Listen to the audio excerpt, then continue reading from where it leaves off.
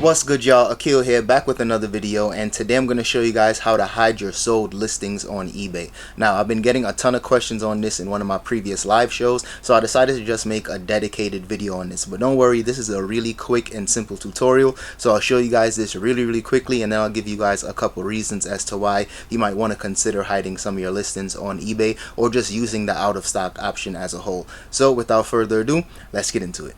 Alright, y'all, so first up, what you're going to do is go onto the eBay homepage, and then you're going to click on your name, and you're going to see a drop down menu. From there, you're going to just click on account settings, and then on the next page you're going to see site preferences. Then you're going to just click on site preferences, and once you get to that page, you're just going to make sure that you check off the option use the out of stock option. Now from this point on, your sales are going to be hidden on eBay, especially if you're just selling a lot of one items, and this definitely pertained to me when I first started selling on eBay. When I would get a lot of my inventory from thrift stores, I would usually just find one item, and once it's sold, it would be completely hidden. However, if you're selling a lot of volume and you're selling a lot of items that have maybe one SKU, but it's a ton of different sizes and stuff like that, now those items will still be able to be found on eBay search. But the good thing is, if you do sell a lot of volume and a lot of quantity in one certain SKU, you can always adjust the quantity without having to create a brand new listing. Now for me, that was always super important because it would just save a lot of time. Now for those of you that might be a little confused, I'll give you guys a really quick example.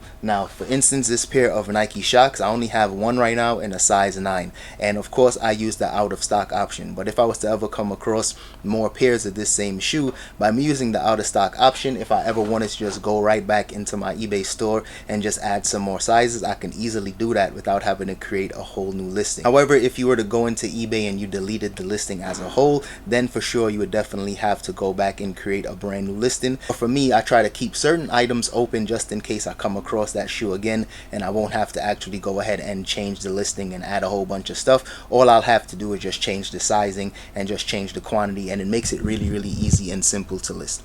Now if you guys have any questions, definitely go ahead and drop that in the comment section. I'll definitely try to answer any questions that you guys may have, and if this was helpful for you guys, definitely hit that like button and subscribe to the channel if you haven't already, and I'll see you guys in the next one.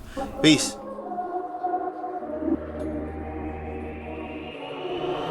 For the winner, cause you felt like you was losing, only for the winner.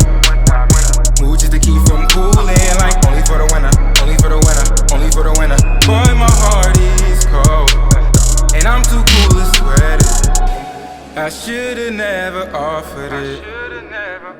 I'm tight and now I'm off this shit.